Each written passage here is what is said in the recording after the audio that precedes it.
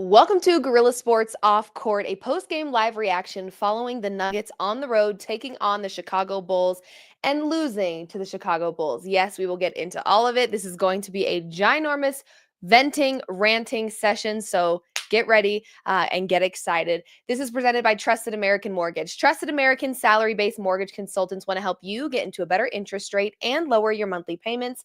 So head to trustedamerican.com to see how they can help you save some money today. Hello and welcome in. Please do not leave your luggage unattended on the station.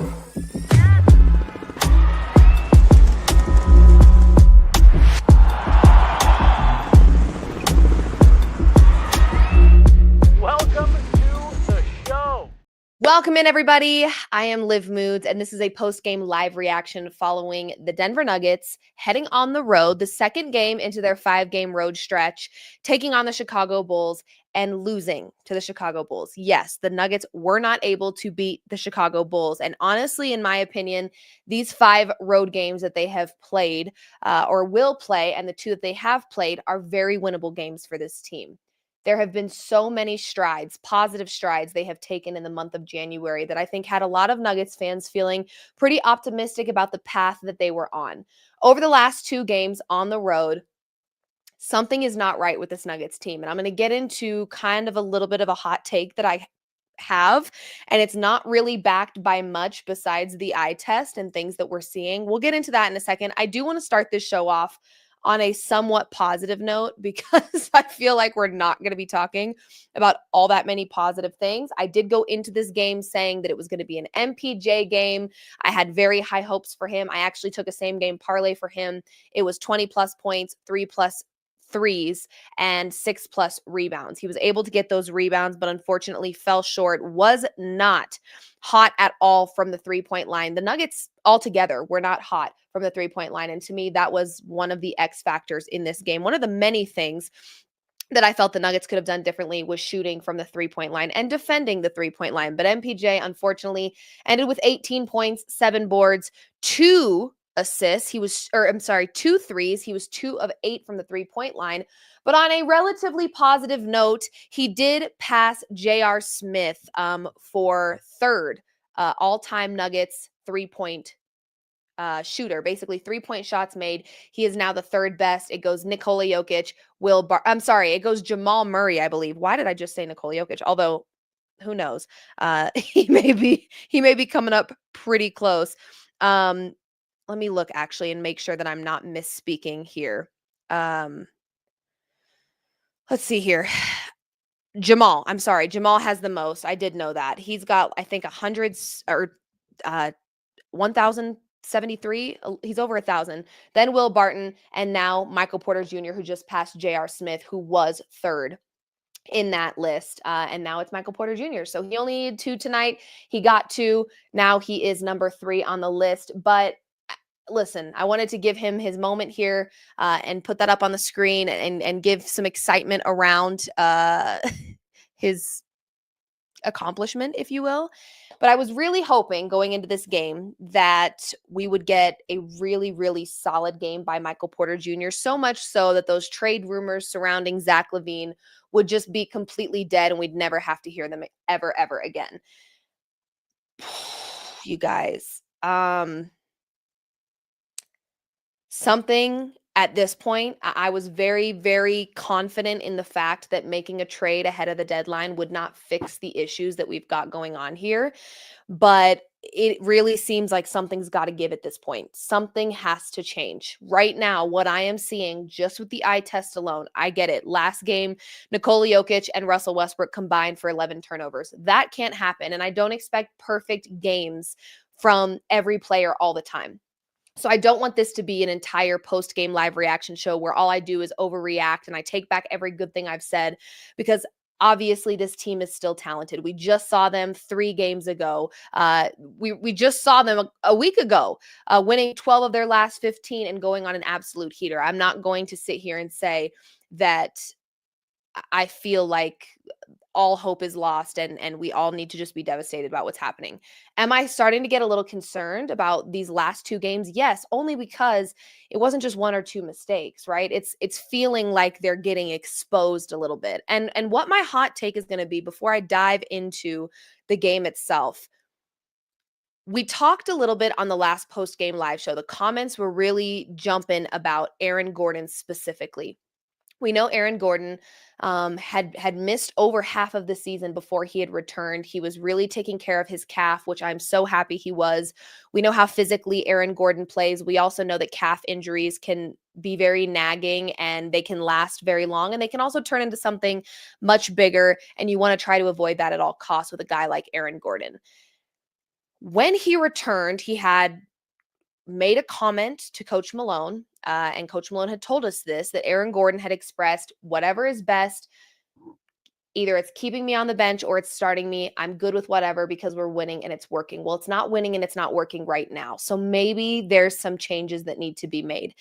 I can tell you from an effort perspective, in those 12 of 15 games that they won when they were kind of on a heater, it felt like their effort had gotten significantly better. If you guys have been on these shows with me and you've tuned into my Nuggets off-court episodes as well as my post-game live shows, you know that I have stressed more than once the effort or lack thereof with the Denver Nuggets, and how that truly is half of the time that's what's standing in their way of winning a game, is just a lack of urgency, a lack of effort.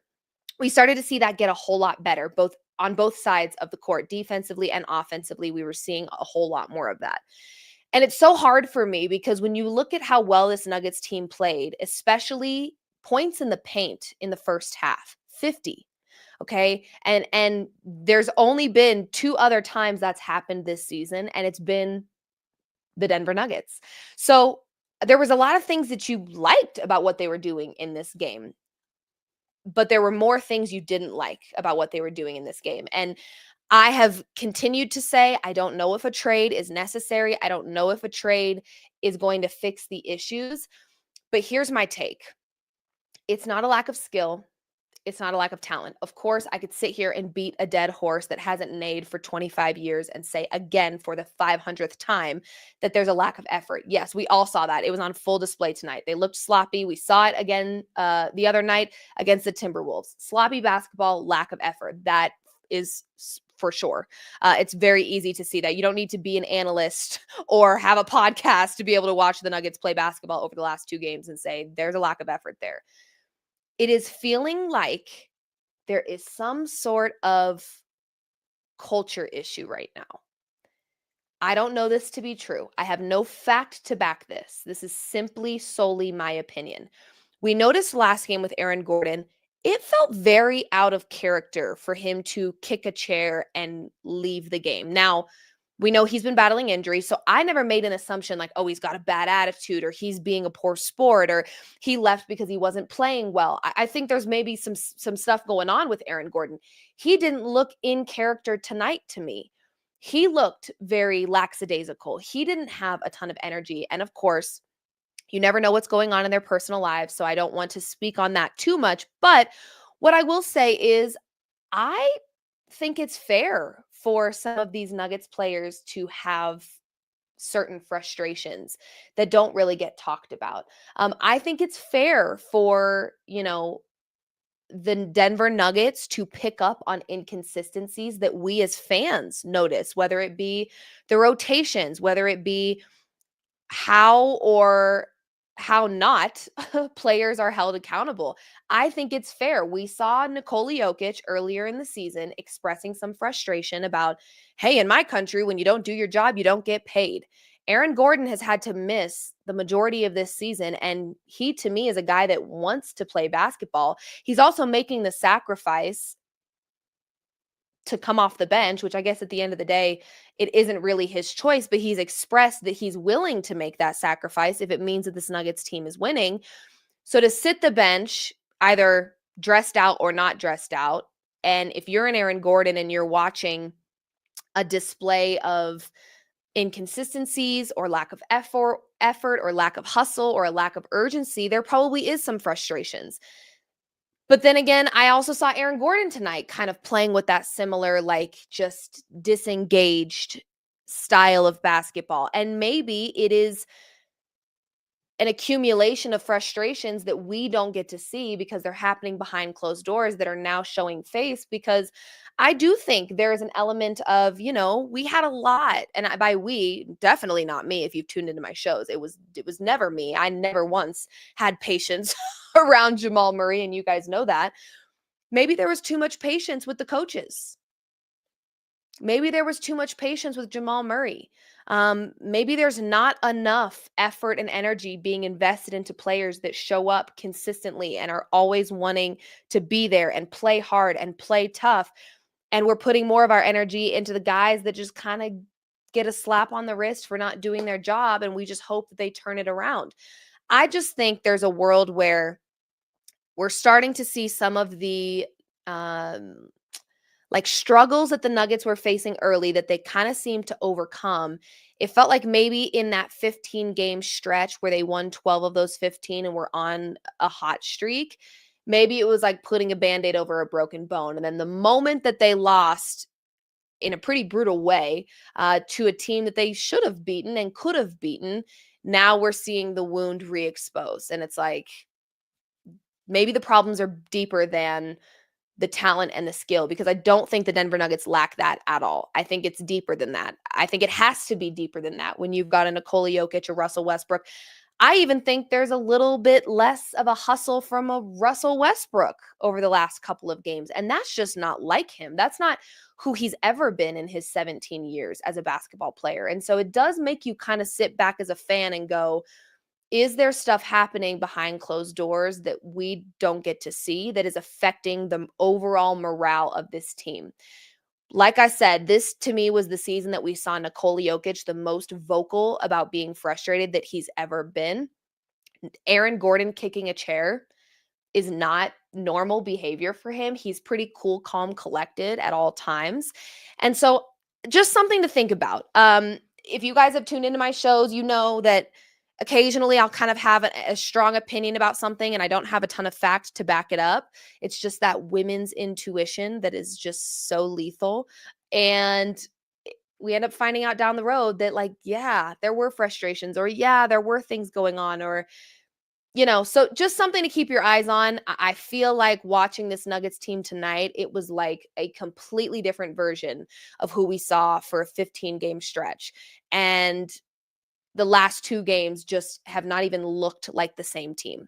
And again, it's not a lack of it's not a lack of skill to me. It's a lack of effort. But I think deeper than that, the lack of effort is maybe the players sending a message about some of the things they're frustrated with.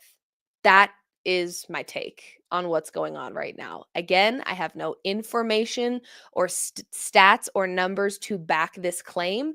I am simply saying that what we're seeing with this Nuggets team is highly out of character by some of their star players.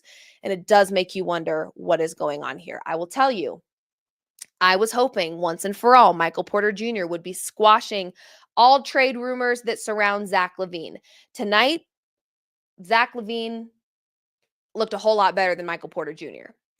So that wasn't great, and that didn't feel very good. And I have expressed today on the show and many times before that I just don't know if a trade with Michael Porter Jr. is worth it if you're not getting a shooter of his caliber that also has his size, because I do think that's his advantage. And I do think Michael Porter Jr. has done some really great things for this Nuggets team this season. And so it doesn't feel right to like punish him. And I know it's not a punishment. I know this is a business at the end of the day, but it doesn't feel right to kind of use him as a scapegoat because we didn't think about our spending a little bit more in the off season. And now he has to go because he's our last tradable piece. But watching what we're watching, it does make you wonder, like, what's got to give? What's got to change? To be honest, there's a couple of Bulls players that I would look at over Zach LaVine in terms of size and someone to come up behind Nikola Jokic and have that three-point shooting. Let's talk about the three-point shooting because, oh me, oh my. I mean, just gross. When you lose a three-point battle, 6-24, The Chicago Bulls made 24 threes. The Denver Nuggets only made 6. Now, this is what I talked about a couple weeks ago where I said, I'm not mad at Coach Malone for not living and dying by the 3 when you have a Jamal, a Russell Westbrook, a Jokic, specifically right now, a Jokic and a Russell Westbrook that can read the floor so well and create scoring opportunities just about anywhere. And you have a team like the Nuggets that are dominating so well in the paint. You don't really need those threes, right? But when you also don't play perimeter defense, it's going to be a problem for you. It's going to be a problem now against teams like the Bulls that you shouldn't have an issue beating. And it's going to be a problem in a playoff series that goes 7 games against the Lakers, the Celtics, the whoever. Okay, so living and dying by the 3 maybe isn't mandatory, but defending the teams that live and die by the 3 absolutely is. And defense is effort. Defense is effort, and defense is communication. If there are problems going on in the locker room, if there is a culture issue, if players aren't seeing eye to eye with Coach Malone, if players are frustrated with Coach Malone's inconsistencies this season, you're not going to get effort and you're not going to get communication. There isn't going to be a sense of like synchronization between the Denver Nuggets if they can't even get on the same page with the leader of their team, which is their coach. I have seen it before with my own 2 eyes where I feel like Coach Malone maybe doesn't have the same level of patience for every player that he has with some players. I've seen that. I certainly have the same level of patience with all players. I understand Jamal Murray helped us win a championship. Get that. Got it. I watched it. I was excited. I celebrated. I popped the champagne, but it didn't excuse the fact that he was absent for the first chunk of our season. I'm not holding on for dear life to 2023 and excusing the fact that he is not performing well right now in a new season. Are we going to dwell on 2023 for the rest of his career? No, I'm not. I'm certainly not. So if there are frustrations within the team, you're going to lack communication. You're going to lack effort. Those 2 things are mandatory to be a strong defensive team. If you're going to cut Peyton Watson's minutes short, maybe because you don't trust him offensively, you're going to lose defense that way.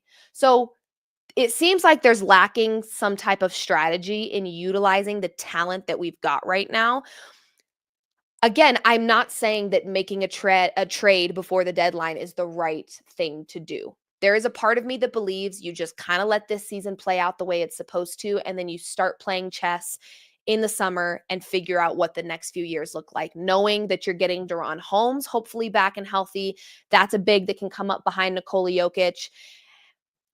But my gosh, it can be so frustrating. And if you're sitting there listening to this show feeling frustrated by what the Denver Nuggets are doing, you're entitled to that. You're entitled to that. Field goals wise, they actually had a better field goal percentage than the Bulls tonight. 3-pointers, they got eaten alive. 24 for the Bulls, 6 for Denver. When you lose a 3-point battle that bad, you are not winning the game. It's that simple. And to me, 24 of 53 is yes, it's a reflection of the Bulls being a good 3-point shooting team and having some talent in that department, but it's also a reflection of the Denver Nuggets just not defending the perimeter at all. A lack of effort, if you will. The Denver Nuggets made it to the free throw line more than the Bulls, and thankfully they made all of their free throws, which is refreshing because over the last few weeks they've been a bottom 5 team in free throw percentage, but they've been getting to the line the most in the NBA. So I like seeing them get some of those free points because it does help. But again, when you lose a 3-point battle that bad, it's not going to happen. I will say the turnovers were actually a little better. A little. I say a little. I'm still not happy with 14, but the Bulls had 17. And last game, we had Nikola Jokic and Russell Westbrook combining for 11, just the 2 of them. Okay. So that didn't feel great. Points in the paint, however, very, very happy with what the Nuggets were able to do from that regard. 84 points in the paint for the Denver Nuggets, only 38 for the Bulls. So again, this is why I said a couple weeks ago, and everyone said, no, Liv, they don't need to take more 3-pointers. They're not, they don't need to do that to win. I'm afraid that if they're not going to play perimeter defense, they absolutely need to take more threes. Yes, they absolutely do. Because every team, it's the way the game is evolving, whether we like it or not. Do I like that the 3-point shooting has taken over basketball? I like 3-pointers. I don't like them that much. I'd actually rather see points in the paint and guys getting aggressive and going body to body with everybody. I prefer that style of basketball. But at the end of the day, it's the way the game is evolving, and we don't have any say over that. So if the Nuggets are not going to defend the perimeter, they need to take more 3-point shots, or you're going to lose to teams like the Chicago Bulls that you had absolutely no business losing to. You were 9.5-point favorites when you went into this game. And I get it. The Nuggets don't care about where the line was set, but I sure do. That to me is a very basic way to tell people who maybe don't understand basketball or don't know the sport, the Nuggets should win this game. That's it. When you're favored by 9.5 points, you should win. Statistically, you should win this game. And they didn't. Blocks were pretty even. Second chance points, the Bulls had 17, Nuggets had 14. Rebounds, and that's one that they were for the most part, evenly matched. They did get out rebounded by the Bulls. We saw some improvement from Nikola Jokic in terms of rebounding. He only had 3 against the Timberwolves, and he had 12 tonight. Nikola Jokic with another triple-double, 33, 12, and 14. Jamal Murray with 18 points. He only got to the line once. He had 1 3-pointer, but 8 of 20 from the field. I hate it. I hate it. I just hate it. I don't know. I don't know what else to say. I'm going to give the credit where it's absolutely due in this game. Yes, Nikola Jokic had another triple-double. It's sad to say, but I just get used to it at this point. It doesn't make them any less sweet and special, especially when it's a 33-point triple-double. It does not take away from how great he is. But Christian Braun, right now, again, I don't know what's going on with Aaron Gordon. I'm not going to make any assumptions there because he has had a rough season and a rough off season. And he hasn't been playing as much as these other guys, right? So I'm trying to give him a little bit of grace. He just doesn't seem, and I'm not saying Aaron Gordon has an attitude and isn't trying hard and isn't playing hard. He just seems off. And actually, the chat in the comments section the last time that I went live for a post-game live reaction, you guys were actually the ones that brought to my attention the fact that Aaron Gordon seemed a little weird or out of character, or you guys were a little worried about him. And I definitely picked up on that in this game. I definitely picked up on that in this game. So I do have some concerns with Aaron Gordon right now, not necessarily from a physical perspective or a talent perspective, but from a mental perspective. He just doesn't seem right now. And I'm hoping he's okay in his personal life and also in his physical health and all of that. But just didn't seem like we got the normal Aaron Gordon tonight. And that concerns me because to me, he's pretty cool, calm, collected. He's pretty even keel. He doesn't really show a lot of emotion or frustration, even when he has gone through very traumatic family situations. He doesn't really seem to show us frustration or emotion or whatever. And it feels like we're seeing that right now. And that really concerns me. That really freaks me out a little bit because he's kind of one of those leaders on this team that's a silent leader of sorts. But I think if you start losing mentally Aaron Gordon, we're just going to have an unravel effect and it's going to be a problem. But Christian Braun, I've got to give credit where it's due here. 50% from the 3-point line. He was 2 of 4. He was perfect from the free throw line. He was 11 of 15 from the field. And one thing that I want to say about CB, he's gotten better in some capacity every single game.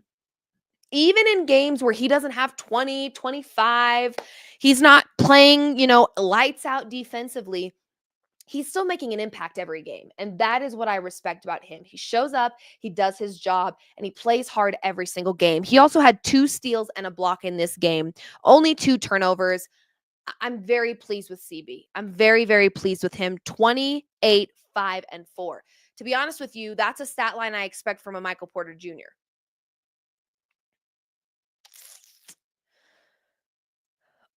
or a Jamal Murray. CB is doing what he needs to do. Russell Westbrook, 14, 3, and 5. He was 0 of 1 from the three-point line, but he was 6 of 10 from the field. So he played better percentage-wise than Jamal Murray from the field. What is that? Yeah, he did play better. Oh, to be honest, here's what I'm going to say about this.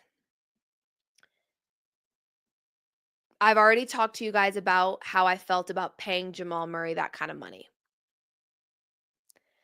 I think what makes it worse, it was bad. It was not great in my opinion. It was not a great decision to play or to pay Jamal Murray that much money based on what you had recently seen from him, right? I get that max contracts oftentimes are rewards for things you have done. I have given Jamal his flowers. I have praised Jamal for the championship. When the championship happened, I'm not holding on to 2023 for dear life. I want to see what you can do for me now because guess what? Maybe Jamal doesn't feel this way, but I certainly do. I want to win another one as a fan. Is that it? We're one and done. It's like, thank you, Jamal, for what you did in 2023. And that's the peak of our franchise. No. Why would we ever think that way? That's absurd. So yes, I've been hard on Jamal for a very long time and I haven't wavered in it. And I've said it with my chest, even when people are annihilating me in the comment sections. I don't care.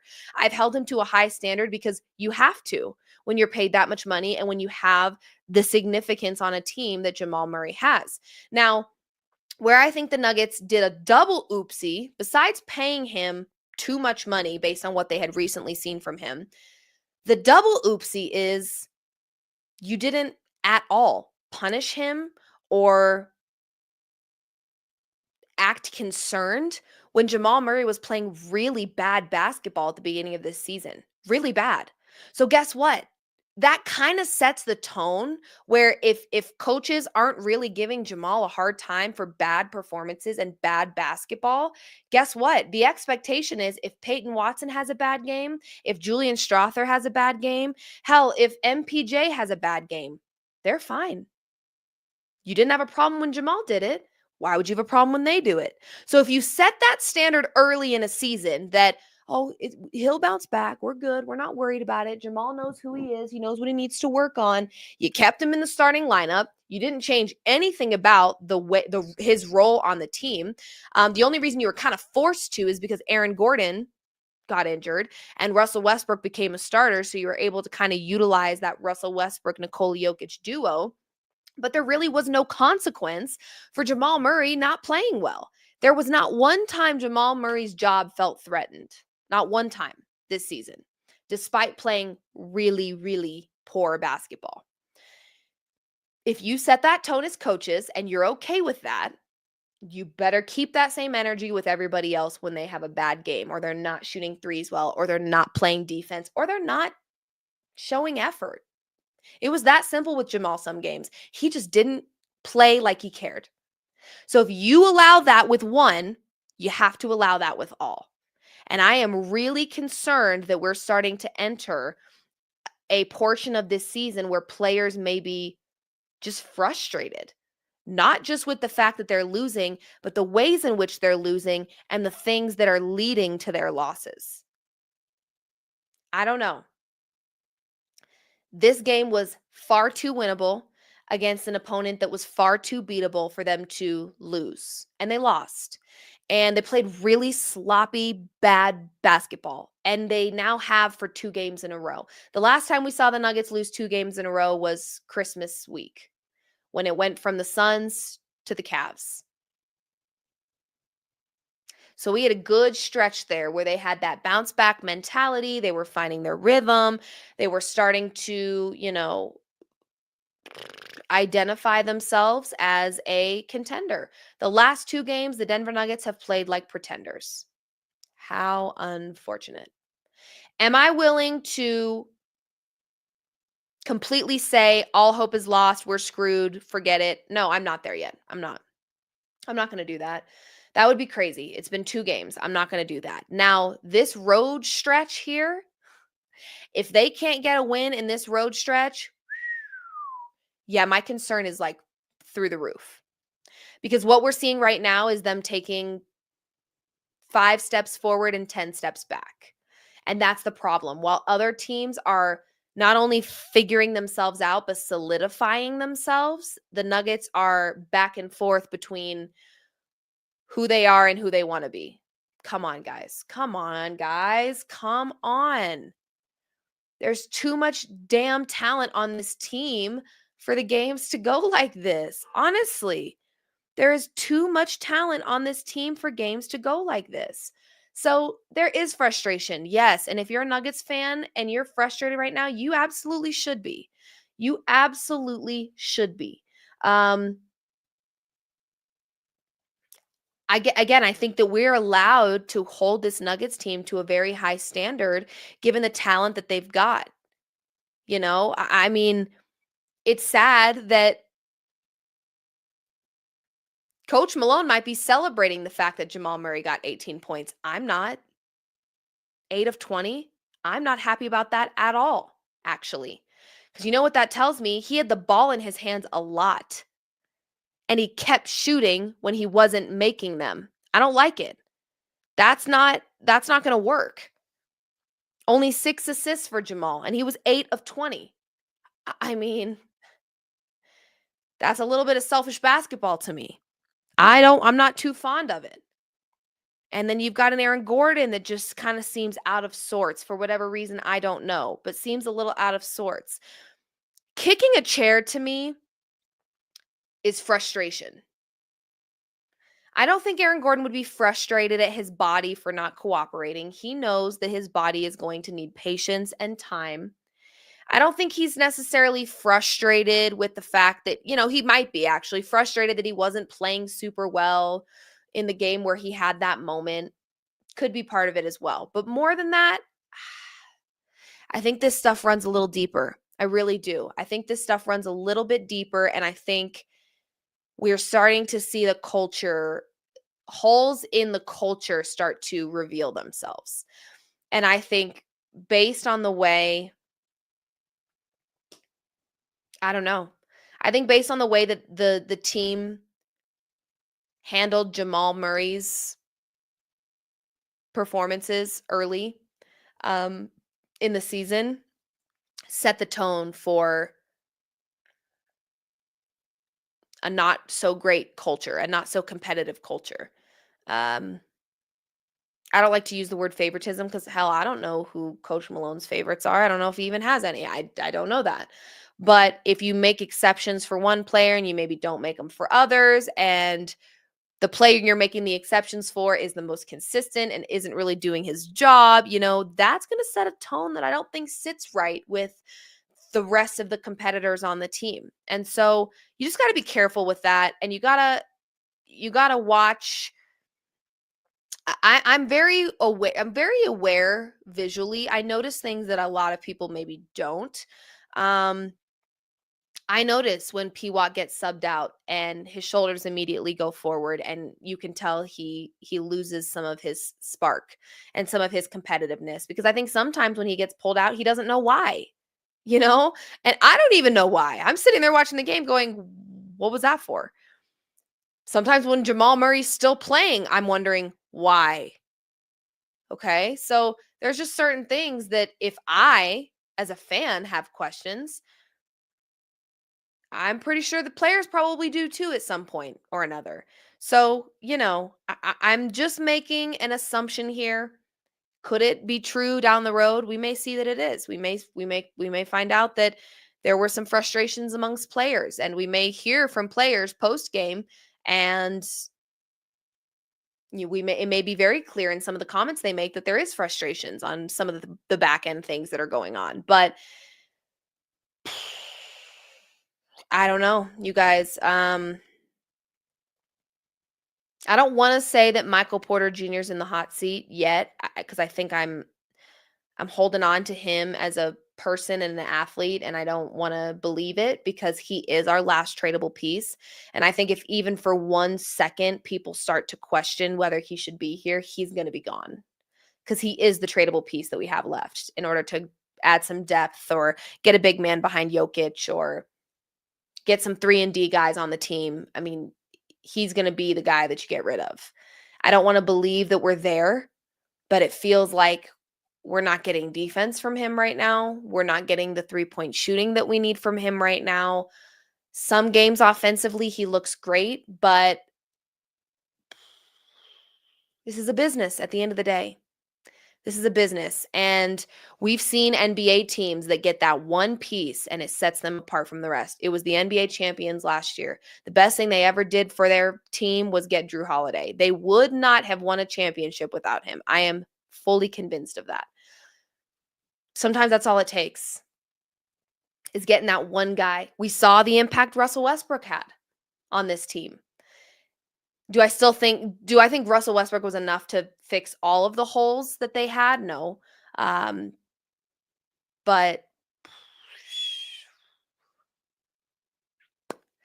it's not good. I don't know. I'm not saying sitting here and willing to throw away what we saw in that 15-game stretch. I'm not saying, oh my gosh, all hope is lost. Oh my gosh, the devastation is sinking in. I'm not there yet.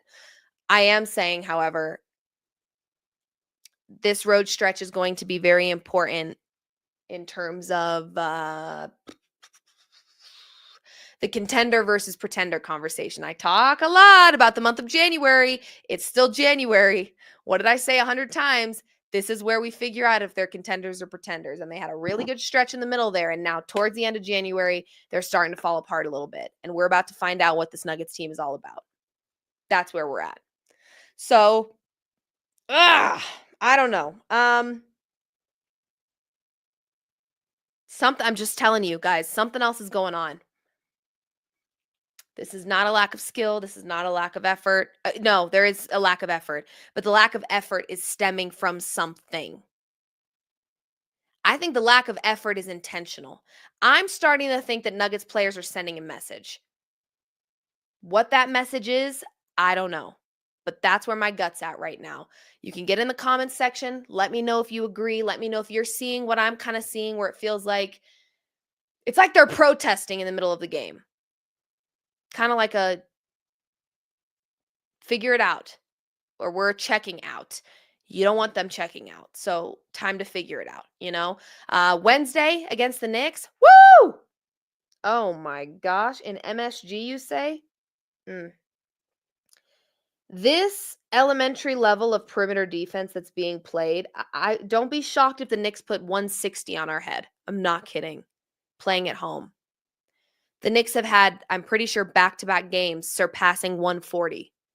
They surpassed 140 when they played us in the Mile High City with thin air. Oh my gosh. 160 incoming. New York Knicks. Oh, I'm sick. Karl Anthony Towns, Nikola Jokic. I'm sick. Okay. Well, you guys can probably expect a post-game live that night unless I'm sobbing my eyes out. No, I'm kidding. Yeah, it's very interesting. This is the first comment I put up on the screen today. Sorry about that, guys. I've just kind of been venting and ranting here, but that's the other part that's frustrating about this Nuggets team is they do play to their opponent for the most part. And it's like, okay, play up, never play down. Please. This game should not have been even close, really. Even close. And it was. And the threes were the difference maker. 24-6. When you lose a 3-point battle that bad, good luck. You may as well pack it up at that point. But just head to the airport. Get right on over to New York because this game's over. If you are defending the perimeter that poorly and not shooting the three well at all. Not good, guys, not good. So, it can be good.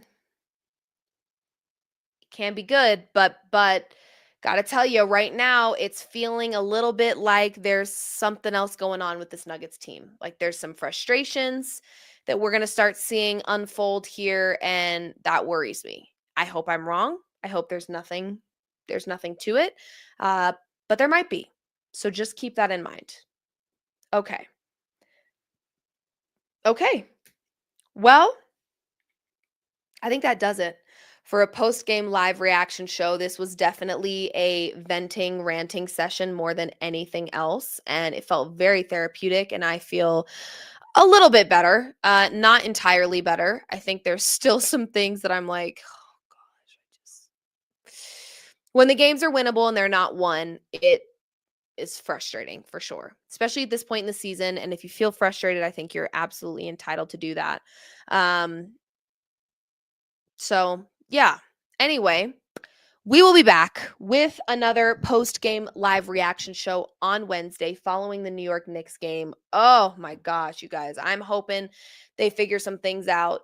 This road stretch could be either really great or really bad for this Nuggets team. Right now, it's trending towards bad, which is not good. So, we need them to get it together a little bit. Fingers crossed that they do. We'll keep you posted on all post-game live reaction shows throughout the week while the Denver Nuggets are on this road stretch. And then we will have our off-court episode on Thursday at 12 p.m. Mountain Time. So we will see you then.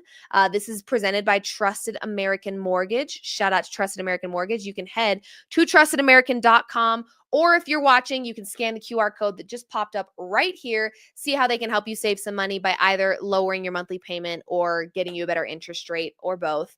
They are here to help. They're here to help you save some money. Really appreciate you guys for tuning in, even on nights like tonight where the game does not go our way and we're not feeling super happy.